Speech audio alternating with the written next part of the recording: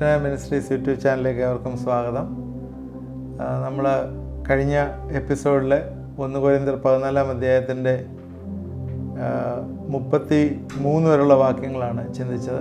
ഇനി 34 തൊട്ട് ആ അധ്യായം അവസാനം 40 വരെയുള്ള വാക്യങ്ങൾ, ഇതെല്ലാം സഭയുമായിട്ടുള്ള ചില ഡിസിപ്ലിൻസാണ് നമ്മൾ ചിന്തിച്ചുകൊണ്ടിരുന്നത്. അന്യഭാഷയുടെ കാര്യം പറഞ്ഞു, അതുമായിട്ട് ബന്ധപ്പെട്ട് തന്നെ വീണ്ടും അന്യഭാഷ കൂടാതെ താഴോട്ട് പറയുന്ന കാര്യം ഇപ്പം ഇനിയും പുതിയൊരു ഹെഡിങ്ങാണ് സ്ത്രീകൾ സഭായോഗങ്ങളിൽ ഉള്ള അവരുടെ പാർട്ടിസിപ്പേഷൻ ഏത് രീതിയിലായിരിക്കണം എന്നുള്ളത്. ഞാനൊന്ന് വായിക്കാം. 34 തൊട്ട്. വിശുദ്ധന്മാരുടെ സഭകളിൽ എന്ന പോലെ സ്ത്രീകൾ സഭായോഗങ്ങൾ മിണ്ടാതിരിക്കട്ടെ. ന്യായപ്രമാണം പറയുന്ന പോലെ കീഴടങ്ങിയിരിപ്പാനല്ലാതെ സംസാരിപ്പാൻ അവർക്ക് അനുവാദമില്ല.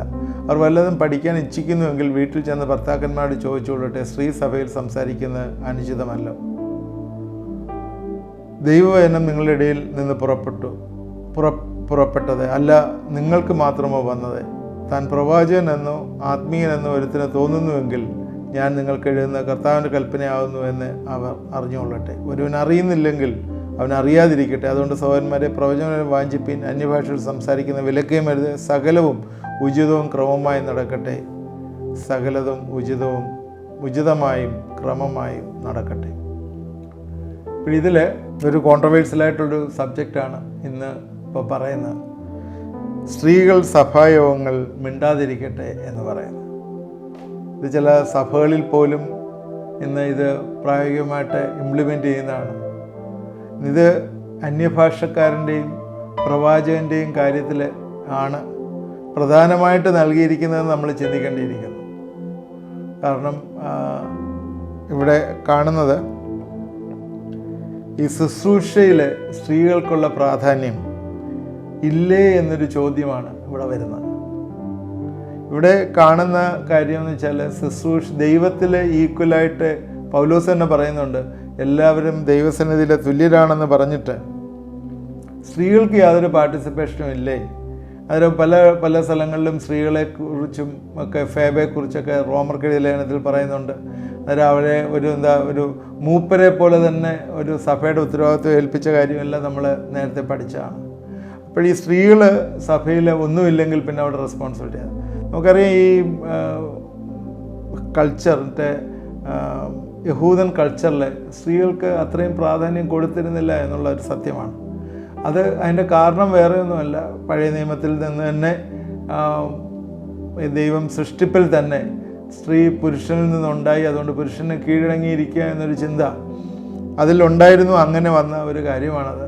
അതുകൊണ്ട് സ്ത്രീകൾക്ക് ഇമ്പോർട്ടൻസ് ഇല്ല എന്നുള്ളതല്ല. സ്ത്രീകൾ ഇവിടെ ഈ പറയുന്ന പോലെ അന്യഭാഷ, പ്രവചനം തുടങ്ങിയ കാര്യങ്ങൾ സ്ത്രീകൾ വന്ന് സഭയിൽ ബഹളമുണ്ടാക്കുന്നതിനെ കുറിച്ച് പറയുന്നുണ്ട്. അവിടുത്തെ ഒരു പർട്ടിക്കുലർ സിറ്റുവേഷനിലെ ഏഥൻസിലെ, ഗ്രീസിലും ഒക്കെ തന്നെ അവിടുത്തെ ഈ ടെമ്പിൾ പ്രോസ്റ്റിറ്റ്യൂട്ട്സ് ധാരാളമായിട്ടുണ്ടായിരുന്നു. അതുമാത്രമല്ല, സ്ത്രീകൾക്ക് അവിടെ ഒരു അപ്പർ ഹാൻഡ് പല സ്ഥലങ്ങളിലും ഉണ്ടായിരുന്നു. എന്തുകൊണ്ടാണ് കാര്യം എന്ന് ചോദിച്ചാൽ അവരായിരുന്നു ഈ റൂളേഴ്സിനെ വരെയും കൺട്രോൾ ചെയ്തുകൊണ്ടിരുന്നത്. പ്രത്യേകിച്ചും ഈ റീപ്രൊഡക്ഷൻ, കുഞ്ഞുങ്ങളെ ഉണ്ടാവുന്ന ദേവത, അതുമായിട്ട് ബന്ധപ്പെട്ട സ്ത്രീകൾക്ക് വലിയൊരു പരസ്യമായിട്ട് തന്നെ വലിയൊരു അപ്പർ ഹാൻഡ് ഉണ്ടായിരുന്നു. അത് ഭവനത്തിലും അതുപോലെ സഭയിലും പ്രദർശിക്കപ്പെട്ടു എന്ന് ചിന്തിക്കണം, കരുതണം. അത് നമ്മൾ ഈ തരുണത്തിൽ ചിന്തിക്കേണ്ട ആവശ്യമാണ്. എന്തായാലും സ്ത്രീകളെ സംബന്ധിച്ചിടത്തോളം അവർ സഭയിലെ ഇഷ്യൂസ് ഉണ്ടാക്കി എന്നുള്ള ഒരു ചോദ്യത്തിന് ഉത്തരമാണ് ഇവിടെ പറയുന്നത്. സ്ത്രീകൾ സഭയിൽ സംസാരിക്കരുത് എന്ന് പറയുന്നത്. അവർ ഭർത്താക്കന്മാർക്ക് കീഴടങ്ങിയിരിക്കണം എന്നുള്ള കൽപ്പന. ഈ കൽപ്പന എഫേസ്യർ 5:22, 1 പത്രോസ് 3:1 ഒക്കെ കാണുന്നുണ്ട്. അവർ ഭർത്താക്കന്മാരോട് കീഴടങ്ങിയിരിക്കണം എന്നുള്ള കാര്യം അതിൽ പറയുന്നുണ്ട്. അപ്പോഴേ സംസാരിക്കുക എന്ന വാക്ക് അന്യഭാഷ സംസാരിക്കുന്നതും പ്രവചിക്കുന്നതും എന്നതിനൊക്കെ ഉപരിയായിട്ട് പരസ്യമായി സംസാരിക്കുന്നത് അക്രൈസ്തവമാണ് എന്നുള്ളൊരു ചിന്തയാണ് ഇവിടെ വരുന്നത്. ക്രിസ്ത്യാനിത്വത്തിൻ്റെ ആത്മാവിന് അത് എതിരാണെന്നും ഒക്കെയുള്ളൊരു ചിന്തയാണ് ഇവിടെ വരുന്നത്. അതുകൊണ്ട് സ്ത്രീ സഭയിൽ സംസാരിക്കുന്നത് അവിടെ വിലക്കി എന്നേ കാണുന്നു. 14:34 വാക്യത്തിലാണ് ഇത് പറയുന്നത്. ന്യായപ്രമാണം പറയുന്ന പോലെ കീഴടങ്ങിയിരിപ്പാനല്ലാതെ സംസാരിപ്പാൻ അവർക്ക് അധികാരമില്ല. കീഴടങ്ങിയിരിക്കാനുള്ള അധികാരമാണുള്ളത്, സംസാരിക്കാനുള്ള അധികാരമില്ല. അവർ പ്രാർത്ഥിക്കുകയും പ്രവചിക്കുകയും ഒക്കെ ചെയ്യുന്ന കാര്യം ഈ 1 കൊരിന്ത്യർ 11:5 പറയുന്നത് ഇപ്പം ഈ പറയുന്നതുമായിട്ട് ഉള്ള എന്താണത്, അതുമായിട്ട് എങ്ങനെ കോറിലേറ്റ് ചെയ്തു പോകും എന്നൊരു ചോദ്യം നമുക്ക് വരാം. പൗലോസിൻ്റെ ഇവിടുത്തെ കൽപ്പന പ്രശ്നത്തെ രൂക്ഷമാക്കാനായിട്ടല്ല, പ്രശ്നത്തെ ശരിയാക്കാനുള്ളൊരു കൽപ്പനയാണ്. വിശുദ്ധന്മാരുടെ സർവ്വ സഭകളിലും അപ്പോസ്തലിക് സഭകളിലും ഒരേ പ്രമാണം നടപ്പാക്കുന്നതിന് അപ്പോസ്തലൻ ശ്രദ്ധിച്ചിരുന്നു. അതുകൊണ്ടാണ് ന്യായപ്രമാണം പറയുന്നത് പോലെ, ഇവിടെ പറയുന്നതാണ്, ന്യായപ്രമാണം പറയുന്നത് പോലെ കീഴടങ്ങിയിരിക്കാനല്ലാതെ സംസാരിപ്പാൻ അവർക്ക് അനുവാദമില്ല. വല്ലതും പഠിപ്പാൻ ഇച്ഛിക്കുന്നുവെങ്കിൽ വീട്ടിൽ ചെന്ന് ഭർത്താക്കന്മാരോട് ചോദിച്ചുകൊള്ളട്ടെ. അപ്പോൾ ഇവിടെ വിവാഹിതരായ സ്ത്രീകളെക്കുറിച്ചാണ് ഭർത്താക്കന്മാരോട് ചോദിക്കണം എന്ന് പറയുന്നത്. സഭായോഗങ്ങളിൽ അവർക്കുണ്ടാകുന്ന സംശയങ്ങൾ വീട്ടിൽ ചെന്ന് ഭർത്താക്കന്മാരോട് ചോദിക്കാം ആവശ്യപ്പെടുകയാണ്. എന്നാൽ പരസ്യമായി അവിടെ നിന്ന് സംസാരിക്കുന്നത് ഉചിതമല്ല. കാരണം നമുക്ക് നേരത്തെ ഞാൻ പറഞ്ഞതാണ്, ഈ സഭ തന്നെ പല കാര്യങ്ങളിലെ ഒരു സ്റ്റേബിൾ അല്ലാത്തൊരു സഭയാണ്. അതുകൊണ്ടാണ് അങ്ങനെ വരുന്ന ഇങ്ങനെ ഈ സ്ത്രീകൾ കയറി ഇഷ്യൂ ഒക്കെ ഉണ്ടാക്കിയൊക്കെ ചെയ്ത്. എന്നാലിത്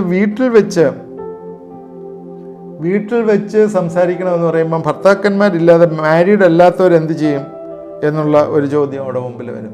മാരീഡ് അല്ലാത്തവർ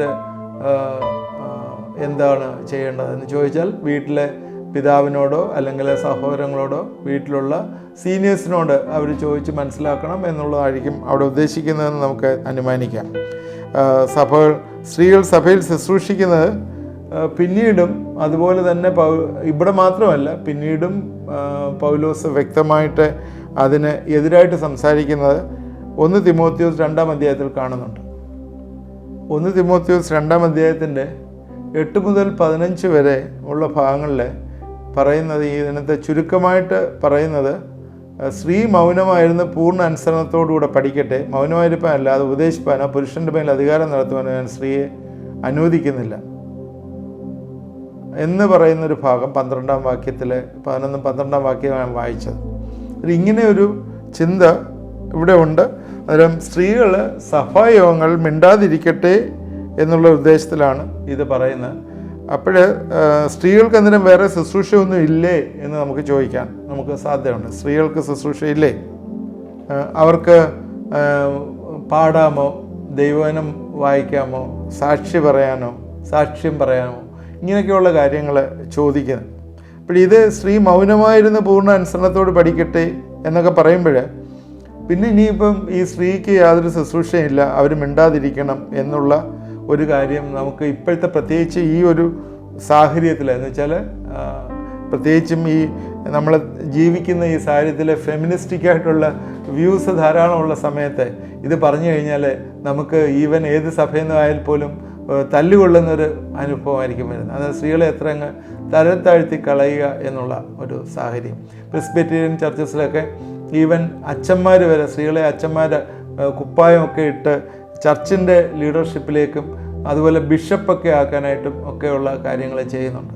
അപ്പോൾ ഇങ്ങനെ വരുമ്പോഴേ ഇത് ദൈവത്തിൻ്റെ വചനത്തിൽ പറയുന്നതിനെതിരല്ലേ എന്നൊക്കെ പലപ്പോഴും നമ്മൾ ചിന്തിക്കും.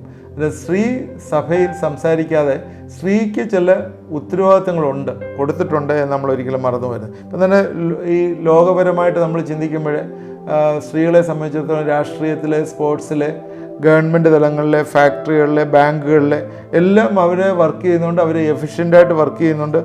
അതുപോലെ ഇങ്ങനെയുള്ള ഈ പരിതസ്ഥിതികളിലൊക്കെ തന്നെ അവർ ഏറ്റവും കൂടുതൽ അഡാപ്റ്റ് ചെയ്യുകയും വർക്ക് ചെയ്യുകയും ചെയ്തു. പണ്ടതൊന്നും ഇല്ലായിരുന്നു, ഇപ്പോഴേ അതെല്ലാം ഉണ്ട് എന്നുള്ളതാണ്. അതിന് ഈ സഭായോഗങ്ങൾ വരുമ്പോൾ അവർ മിണ്ടരുതേ എന്ന് പറയുമ്പോൾ അത് ശരിക്കും ഒരു വിവേചനമല്ലേ എന്ന് നമ്മൾ ചിന്തിക്കുക. എന്നാൽ ആ സമയത്ത് ദൈവവചനത്തിൽ പറയുന്നത് അങ്ങനെ തന്നെയാണ്. അവർ പ്രബോധനം, പ്രസംഗം മുതലായ കാര്യങ്ങളെ പുരുഷന്മാരുൾപ്പെട്ട സദസ്സിൽ അത് ചെയ്യരുതെന്നുള്ള ഒരു രീതിയിലായിരുന്നു അന്ന് പറഞ്ഞിരുന്നത്. എന്നാൽ ഇന്ന് അത് പലയിടത്തും അത് ചെയ്യുന്നുണ്ട്. ഈവൻ പുരുഷന്മാരെക്കാളും കുറേ കൂടെ ബെറ്ററായിട്ട് തന്നെ സ്ത്രീകൾ ഇത് കൈകാര്യം ചെയ്യുന്നുണ്ട് എന്ന് നമ്മൾ കാണുന്നുണ്ട്. അതുകൊണ്ടത് ഓരോ സഭകളുടെയായിട്ടുള്ള ഒരു ഉത്തരവാദിത്തത്തിൽ അത് ഏറ്റെടുത്ത് ചെയ്യേണ്ടതാണെന്നാണ് എനിക്ക് പറയാനായിട്ടുള്ളത്. കാരണം പൗലോസിനോടുള്ള കൂട്ടുവേലക്കാരും കർത്താവിൽ അധ്വാനിക്കുന്നവരുമായിട്ടുള്ള അനേകരുണ്ടായിരുന്നു. റോമർക്കെഴുതിയ ലേഖനം 16-ാം അധ്യായത്തിൻ്റെ 1 മുതൽ 16 വരെ 9 സ്ത്രീകളുടെ പേര് അവിടെ പറയുന്നുണ്ട്. ഈ സ്ത്രീകളൊക്കെ തന്നെ അവർക്കൊരു ശുശ്രൂഷ ഉണ്ടായിരുന്നു. വൃദ്ധന്മാർ, അതിനകത്ത് പറയുന്ന കാര്യം തീത്തോസിൻ്റെ ലേഖനം 2:3 മുതൽ 5 വരെ വൃദ്ധന്മാർ യൗവനക്കാരികളെ ഉപദേശിക്കുന്നവരായിരിക്കണമെന്ന് പറയുന്നു. അതുപോലെ കർത്തൃ ശുശ്രൂഷയിൽ കാര്യമായൊരു പങ്ക് അവർ വഹിച്ചിട്ടുണ്ട് എന്ന് പറയുന്നു. അവരൊരു ബലഹീന പാത്രമാണെങ്കിലും അവർക്കും ഒരു റോൾ റെസ്പോൺസിബിലിറ്റി ഉണ്ട് എന്നും പൗലോസ് ഇവിടെ റോമർക്കെഴുതിയ ലേഖനത്തിൽ പറയുന്നതായിട്ട് നമുക്ക് കാണുന്നു. അതുകൊണ്ട് ഈ 1 തിമോത്തിയോസിൽ പറയുന്ന എല്ലാ ലജ്ജാശീലവും സൗമ്യതയും സാവധാനതയും കീഴടങ്ങലും ഒക്കെ ഇതിനകത്ത് പറയുന്നുണ്ടെങ്കിലും അവർക്കും തന്നെ ഒരു റെസ്പോൺസിബിലിറ്റി, ഒരു റോളും ഉണ്ട്. പ്രാർത്ഥന, പാട്ട്, സാക്ഷ്യം, ഇങ്ങനെയൊക്കെയുള്ള കാര്യങ്ങൾ, ഈവൻ സുവിശേഷം അറിയിക്കുന്നതിൽ പോലും സ്ത്രീകൾക്കൊരു റോളുണ്ട്. കാരണം ഒരാളെ രക്ഷിക്കാനായിട്ടൊരു സ്ത്രീക്ക് പറ്റുമെന്നുണ്ടെങ്കിൽ അത് ഏറ്റവും പ്രധാനപ്പെട്ട ഒരു കാര്യമാണ്. പണ്ട് ഞങ്ങളുടെ ഒരു അപ്പച്ചൻ, മരിച്ചുപോയ ഒരു അപ്പച്ചൻ എന്നാണ് വിളിക്കുന്നത്, തിരുവല്ലയിലുള്ള കോളേജിലൊക്കെ പഠിപ്പിച്ചിരുന്ന അപ്പച്ചൻ പറയും, എടാ ഒരു ഭവനത്തിലെ ഒരു സ്ത്രീ രക്ഷപ്പെട്ടാൽ ആ കുടുംബം രക്ഷപ്പെടും എന്ന് പറയുന്നു. കാരണം സ്ത്രീക്ക് ഭയങ്കര റോളുണ്ട്. കാരണം ആ ഒരു കുടുംബത്തെ പ്രാർത്ഥനകൾ കൂടി നടത്താനും ആ കുടുംബത്തെ രക്ഷയിലേക്ക് നടത്താനും അല്ലെങ്കിൽ അടുത്ത തലമുറയെ രക്ഷയിലേക്കൊക്കെ നടത്താനുമുള്ള വലിയൊരു റോള് സ്ത്രീക്കുണ്ട്. എന്നാൽ സഭയിൽ വരുമ്പോൾ ആ റോളില്ല എന്ന് പറയുമ്പോൾ, ഇപ്പോൾ ഉദാഹരണം പറഞ്ഞാൽ ഒരു ഭവനത്തിൽ പോലും ഭർത്താവ് രക്ഷ പ്രാപിച്ചിട്ടില്ല, സ്ത്രീയാണ് രക്ഷിക്കപ്പെട്ടത്. അവർ സഭയിൽ വരുമ്പോൾ ആ പുരുഷനോട് ചോദിച്ചാൽ ഒരു ഉത്തരവും കിട്ടിയെന്ന് വരത്തില്ല. കാരണം അവൻ രക്ഷ പ്രാപിച്ചിട്ടില്ല.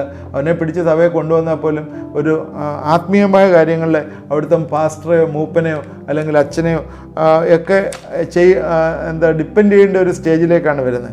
അങ്ങനെ വരുമ്പോഴും അവർക്കൊരു ഉത്തരം കിട്ടുന്നില്ല എന്നുള്ളത് സത്യമാണ്. അതുകൊണ്ട് സ്ത്രീകളെ മിണ്ടരുത് എന്ന് പറഞ്ഞിരിക്കുമ്പോൾ ഈ ഒരു തരുണത്തിൽ ശരിക്കും അതൊരു അരോചകത്വമായിട്ട് നമുക്ക് തോന്നും. എന്നാൽ ഇവിടെ ആ സമയത്ത് പൗലോസിൻ്റെ ആ സമയത്ത് കൊരിന്ത്യ സഭയിൽ സ്ത്രീകൾ പ്രശ്നക്കാരായിരുന്നു, അവർ പ്രശ്നം ഉണ്ടാക്കുന്നുണ്ടായിരുന്നു. അതുകൊണ്ടാണ് അങ്ങനെ പറഞ്ഞത് എന്ന് നമ്മൾ ചിന്തിക്കുക. ഇനിയും സ്ത്രീകൾ ചെയ്യാവുന്ന ശുശ്രൂഷകളെക്കുറിച്ച് ചില ഭാഗങ്ങൾ ബൈബിളിലുണ്ട്. അത് ഞാനൊന്ന് വായിച്ച് കേൾപ്പിക്കാം. സ്ത്രീകൾ ചെയ്യാൻ പറ്റുന്ന ശുശ്രൂഷകളെക്കുറിച്ച് പറയുന്നുണ്ട്. ഞാൻ 2-3 വാക്യങ്ങൾ വായിക്കാം, ദയവായി ശ്രദ്ധിക്കാം. 1 തിമോത്തിയോസ് 5:10 മക്കളെ വളർത്തുകയോ അതിഥി സൽക്കരിക്കുകയോ വിശുദ്ധരുടെ കാലുകളെ കഴുകുകയോ ഞെരുക്കമുള്ളവർക്ക് മുട്ടു തീർക്കുകയോ സൽപ്രവൃത്തി പോരുകയോ ചെയ്തു എങ്കിൽ അവളെ തിരഞ്ഞെടുക്കാം. ഇത് മേളിൽ പറയുന്ന ചില കാര്യങ്ങളാണ്. ചില ആളുകളെ തിരഞ്ഞെടുക്കുന്ന കാര്യങ്ങൾ ഉള്ള കാര്യം പറയുകയാണ്. വിധവയും ഏകാഗിയുമായിട്ടുള്ളവർ, അങ്ങനെയുള്ളവർ, അതുപോലെ ഇങ്ങനെയുള്ള ചില ആളുകളെ ശുശ്രൂഷയ്ക്ക് വേണ്ടി തിരഞ്ഞെടുക്കുക, അതിനു വേണ്ടിയുള്ള കാര്യമാണ് ഇതിൽ പറയുന്നത്. റോമർ 16:1-2 വാക്യങ്ങൾ. നമ്മുടെ സഹോദരിയും കെങ്ക്രയിലെ ശുശ്രൂഷക്കാരത്തിയുമായ ഫേബെ, നേരത്തെ പറഞ്ഞാണ് ഞാൻ ഫേബയുടെ കാര്യം, നിങ്ങൾ വിശുദ്ധന്മാർക്ക് യോഗ്യമാണ് കർത്താവിൻ്റെ നാമത്തിൽ കൈക്കൊണ്ട് അവൾ നിങ്ങൾക്ക് സഹായം വേണ്ടുന്ന ഏത് കാര്യത്തിലും സഹായിക്കേണ്ടത് ഞാൻ നിങ്ങളെ ഫലമേൽപ്പിക്കുന്നു. അവളും പലർക്കും വിശേഷാൽ എനിക്കും സഹായം ചെയ്തിരിക്കുന്നു. അതുപോലെ തന്നെ 3-ാം വാക്യത്തിലും കൂട്ടുവേലക്കാരെ പ്രിസ്കയും അക്വിലാവിനെയും, അതും കൂട്ടുവേല ചെയ്യുന്നതാണ്. പ്രിസ്ക ആണ് ആദ്യം പറയുന്നത്, അക്വിലാവിനെ അല്ല പറയുന്നത് എന്നും ശ്രദ്ധേയമാണ്. അപ്പോസ്തല പ്രവൃത്തി 18:1 മുതൽ 3 വരെ ഇതേ ആളിനെ കുറിച്ചാണ് നേരത്തെ പറഞ്ഞത്. യഹൂദന്മാർ എല്ലാവരും റോമാ നഗരം വിട്ടുപോകണമെന്ന് ക്ലൗദ്യോസ് കൽപ്പിച്ചത് കൊണ്ട് ഇറ്റലിയിൽ നിന്ന് ഈയിടയ്ക്ക് വന്നവനായ പൊന്തോസ്കാരൻ അക്വിലാസ് എന്നൊരു പേരിൽ യഹൂദനെ എൻ്റെ ഭാര്യ പ്രിസ്കയും കണ്ട് അവരുടെ അടുക്കൽ വന്നു. തൊഴിലൊന്നാവുകൊണ്ട് അവൻ അവരോട് പാർത്ത് വേല ചെയ്തു. ഇവിടെയും ഒരു സ്ത്രീയുടെ കാര്യം സ്പെസിഫിക്കായിട്ട് പറയുകയാണ്. അപ്പോൾ ഭവനത്തിൻ്റെ വെളിയിൽ ശുശ്രൂഷിക്കുക, അതുപോലെ മറ്റുള്ളവരോട് ദയ കാണിക്കുക, ദൈവദാസന്മാരെ ശുശ്രൂഷിക്കുക, കഷ്ടപ്പെടുന്നവരെ സഹായിക്കുക, രോഗികളെ സന്ദർശിക്കുക, സൺഡേ സ്കൂള് പഠിപ്പിക്കുക, അല്ലെങ്കിൽ പാട്ട് ലീഡ് ചെയ്യുക. ഇതൊന്നും ഇപ്പം പ്രത്യേകിച്ച് യങ്ങായിട്ടുള്ള ജനറേഷനിലൊക്കെ ഇൻവോൾവ് ചെയ്യുന്ന സ്ത്രീകളൊക്കെ ഒരുപാട് മുമ്പിലാണ്, മുൻപന്തിയിലാണ്. അതുകൊണ്ട് അവരെ നമ്മൾ ഒരു മാറ്റി വെക്കേണ്ട ആവശ്യമില്ല എന്നുള്ളതാണ്. പിന്നെ ദൈവവചനം ശുശ്രൂഷിക്കുന്നതിൽ സ്ത്രീകളെ എന്ത് ചെയ്യണം എന്നുള്ള ഒരു ചോദ്യം ഇതിൻ്റെ കൂട്ടത്തിൽ നമുക്ക് വരാം. ദൈവവചനം ശുശ്രൂഷിക്കുമ്പോൾ എന്ത് ചെയ്യണം എന്നുള്ളത്. ദൈവവചനം ശുശ്രൂഷിക്കുമ്പോൾ എന്താണ് ചെയ്യേണ്ടത്? അവർ ഇപ്പം ഉദാഹരണം പറഞ്ഞാൽ ഒരു അവിശ്വാസികളുടെ ഒരു സമൂഹത്തിൽ അവർ വരികയാണെങ്കിൽ വേറെ ആളില്ലെങ്കിൽ അവർ തന്നെ ശുശ്രൂഷിക്കണം, ആവശ്യമാണ്, വേറെ ആരും ചെയ്യാനായിട്ടില്ല. വിശ്വാസ സമൂഹത്തിൽ അത് ഇതിനകത്ത് ഏറ്റവും ലാസ്റ്റിൽ പറഞ്ഞ പോലെ ചന്തവും ഉചിതവുമായി ചെയ്യുക എന്നുള്ളതാണ് എനിക്ക് പറയാനുള്ളത്. 1 കൊരിന്ത്യർ 14 ഏറ്റവും അവസാനത്തെ ഭാഗമാണത്. സകലതും ഉചിതമായും ക്രമമായും നടക്കട്ടെ.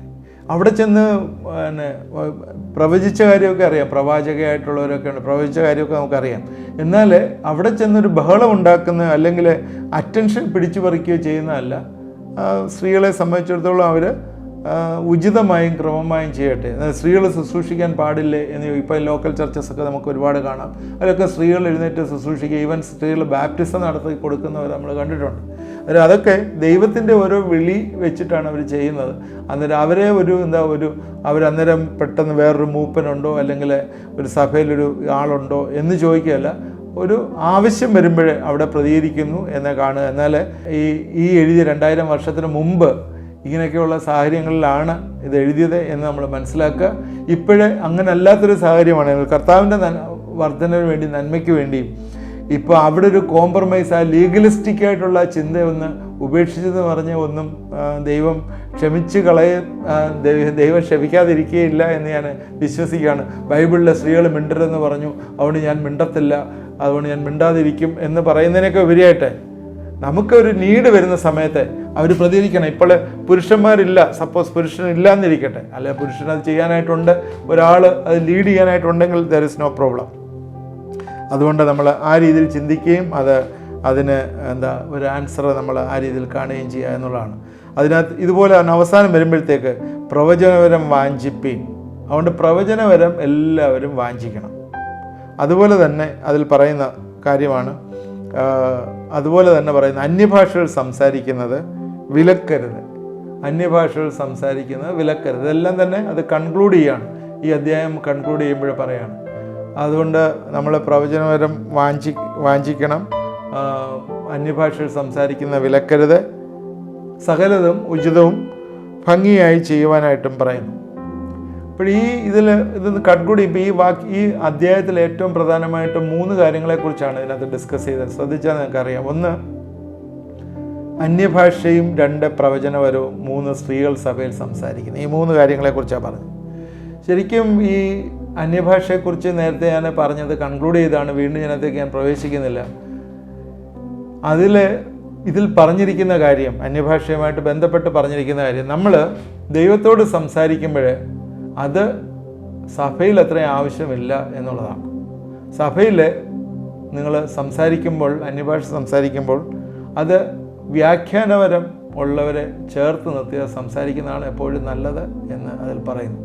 പ്രവചനപരമാണെങ്കിൽ പോലും പ്രവചനപരം പറയുമ്പോൾ പ്രവാചകന്മാർ ഒന്നിൽ കൂടുതലുണ്ടെങ്കിൽ അവർ അന്യോന്യം കീഴ്പ്പെട്ടിരിക്കട്ടെ, അന്നേരം അവരെ മനസ്സിലാക്കിക്കൊണ്ട് ഉചിതമായിട്ട് അവരുടെ പ്രവചനം പറയുന്നത് നല്ലതാണ്.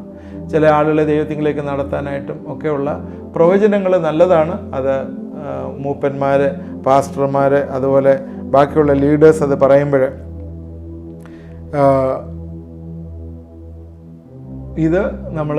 നമ്മൾ ശ്രദ്ധിക്കുക. അതാണ് ഇതിനകത്ത് പറയുന്നത്. പിന്നെ അതുപോലെ തന്നെ ഈ 1-ാം നൂറ്റാണ്ടിൽ ഇത് പറഞ്ഞപ്പോൾ ഒരേ ഉദ്ദേശം ഉള്ളായിരുന്നു. എന്താണ്? ആരെങ്കിലുമൊക്കെ സുവിശേഷം കേൾക്കണം. അതായിരുന്നു ഒരേ ഒരു ഉദ്ദേശം. സുവിശേഷം കേൾക്കുകയല്ല, സുവിശേഷം കേൾക്കുകയും വിശ്വസിക്കുകയും അതുപോലെ തന്നെ അവർ ദൈവത്തിൻ്റെ ഭാഗത്തേക്ക് രക്ഷപ്പെട്ട് വരികയും ചെയ്യുക എന്നുള്ളൊരു ചിന്തയായിരുന്നു ഉണ്ടായിരുന്നത്. ഇപ്പം നോർത്ത് ഇന്ത്യയിലൊക്കെ നമ്മൾ മിഷനുമായിട്ടൊക്കെ പോകുമ്പോൾ അവിടെ ഇതൊന്നും യാതൊരു രീതിയിലും ബാധകമല്ല, സത്യം പറഞ്ഞാൽ. കാരണം അവിടെ എന്തെങ്കിലും ചെയ്തെങ്കിലേ പറ്റുള്ളൂ, അല്ലെങ്കിൽ ഇതൊന്നും ഒട്ടും ബാധകമല്ല. അതുകൊണ്ട് ആ ഒരു സ്ഥലങ്ങളിലൊക്കെ പോകുമ്പോൾ ഈ പുറജാതികളും ധാരാളമായിട്ട് ദൈവവചനം കേൾക്കാത്തവരും ഉള്ള സ്ഥലത്ത് നമ്മൾ ഈ ലീഗലിസ്റ്റിക് ആയിട്ടുള്ള വ്യൂവിലിരുന്നാൽ സുവിശേഷം പറയാനായിട്ടൊന്നും പറ്റുകയില്ല. അതുകൊണ്ട് ശ്രദ്ധിക്കേണ്ട കാര്യം, ഇങ്ങനെയുള്ള ഒരു കാര്യം അന്ന് കോരിന്ത സഭയിൽ ഉണ്ടായിരുന്നു. കോരിന്ത സഭ ഇത് പ്രബലമായിരുന്നു, അന്യഭാഷ ഏറ്റവും കൂടുതൽ പ്രബലമായിരുന്ന ഒരു സഭയായിരുന്നു കോരിന്ത സഭ. അതുപോലെ ശമരിയ, അന്ത്യോക്യ, ഫിലിപ്പിയ, ഈ സ്ഥലങ്ങളിലൊന്നും വലിയ അന്യഭാഷയുടെ വലിയ ബഹളമൊന്നും ഇല്ലായിരുന്നു. വളർച്ചയില്ലാത്തവരും ജഡീകന്മാരും ഭിന്നതയുണ്ടാക്കുന്നതുമായ വിശ്വാസികളുടെ ഒരു കൂട്ടമായിരുന്നു ഈ കൊരിന്ത്യ സഭ. അതുകൊണ്ടാണ് ഇങ്ങനെയുള്ള കൂടുതൽ ഗിഫ്റ്റുകൾ കൂടുതൽ അവിടെ കണ്ടത് എന്ന് നമ്മൾ മനസ്സിലാക്കുന്നു. ഈ കൃപാവരങ്ങളുടെ പട്ടിക എടുത്തു നോക്കിയാൽ പോലും അത് ഏറ്റവും കൂടുതൽ 1 കൊരിന്ത്യർ 12, 14 ഒക്കെ പറയുന്നെങ്കിലും റോമർ 12 4 ഒക്കെ നമ്മൾ എടുത്തു നോക്കുമ്പോൾ, എഫേസ്യർ 4 ഒക്കെ എടുത്തു നോക്കുമ്പോൾ ശുശ്രൂഷയുടെ വരങ്ങളെക്കുറിച്ചാണ് കൂടുതൽ പറയുന്നത്. അതുകൊണ്ട് നമ്മളെ എൻറിച്ച് ചെയ്യുന്ന വരങ്ങൾ ദൈവസന്നിധിയിലാണ് നമുക്ക് ഏറ്റവും പ്രാധാന്യമുള്ളത് എന്ന് നമ്മൾ മനസ്സിലാക്കുക. നമ്മൾ ഈ അധ്യായം ഇവിടെ കൺക്ലൂഡ് ചെയ്യാണ്. നമുക്ക് പ്രാർത്ഥിക്കാം. ദൈവമായ കർത്താവെ, ഇത് കണ്ടുകൊണ്ടിരുന്ന എല്ലാവരെയും ഞങ്ങളെ ഏൽപ്പിച്ച് പ്രാർത്ഥിക്കുന്നു. ഈ ദിവസങ്ങളിലൊക്കെ കർത്താവെ, ഇത് പഠിക്കുമ്പോൾ ദൈവത്തിൻ്റെ വലിയ വെളിപ്പാടുകൾക്ക് ഞങ്ങൾ വന്നു ചേരട്ടെ എന്ന് പ്രാർത്ഥിക്കുന്നു. ഇത് കണ്ടുകൊണ്ടിരിക്കുന്ന എല്ലാവരെയും ഞങ്ങൾ അനുഗ്രഹിച്ച് പ്രാർത്ഥിക്കുന്നു. കർത്താവെ, ഞങ്ങളെ ഏൽപ്പിച്ച ഉത്തരവാദിത്വം ഞങ്ങളൊക്കെ ചെയ്യുവാനായിട്ട് ഈ ദിവസങ്ങൾ കർത്താവെ കൃപയൊരുക്കുകയും സഹായിക്കുകയും ചെയ്യണമേ എന്ന് പ്രാർത്ഥിക്കുന്നു. എൻ്റെ കരങ്ങളിലേക്ക് ഏൽപ്പിക്കുന്നു. കർത്താവെ, പ്രയാസങ്ങളെ, രോഗങ്ങളെ, വേദനകളിലിരിക്കുന്നവരെയൊക്കെ ഞങ്ങൾ ഓർക്കുന്നു. കർത്താവെ, പ്രത്യേകിച്ച് കർത്താവെ, ഇൻഡസ്ട്രിനകത്ത് ക്യാൻസറൊക്കെ വന്ന് പ്രയാസപ്പെടുന്ന ചില ആളുകൾ ഇത് കാണുന്നു. ഓപ്പറേഷനൊക്കെ കഴിഞ്ഞിരിക്കുന്നു. കർത്താവെ, നീ സൗഖ്യമാക്കണം. നിൻ്റെ കൃപ കർത്താവെ അവരോട് കൂടെ ഇരുന്ന് നീ സൗഖ്യമാക്കുകയും സഹായിക്കുകയും ചെയ്യണമെന്ന് പ്രാർത്ഥിക്കുന്നു. കർത്താവെ, റേഡിയേഷന് എടുത്തുകൊണ്ടിരിക്കുന്നവരുണ്ട്, അതുപോലെ കീമോ എടുത്തുകൊണ്ടിരിക്കുന്ന ക്യാൻസർ പേഷ്യൻസിന് വേണ്ടി ഞങ്ങൾ പ്രത്യേകം പ്രാർത്ഥിക്കുന്നു.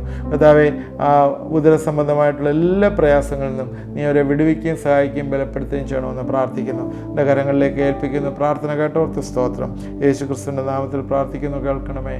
ആമേൻ. നിങ്ങളിത് തുടർമാനമായി വാച്ച് ചെയ്യുക. ഇനിയിപ്പം 2 അധ്യായം കഴിയുമ്പോൾ ഈ സീരീസ് 1 കൊരിന്ത്യൻസിൻ്റെ കഴിയും, പിന്നെ 2 കൊരിന്ത്യൻസിലേക്ക് കയറും. നിങ്ങൾക്ക് പ്രയോജനമായി, എങ്ങനെ ഇത് പ്രയോജനമായി എന്ന് കമന്റ് ബോക്സിൽ ഇടുക. അതുപോലെ പ്രയർ റിക്വസ്റ്റുകൾ അയച്ചു തരിക. ആദ്യമായിട്ട് കാണുന്നവർ സബ്സ്ക്രൈബ് ചെയ്യുക. ദൈവം നമ്മളെ എല്ലാവരെയും അനുഗ്രഹിക്കട്ടെ.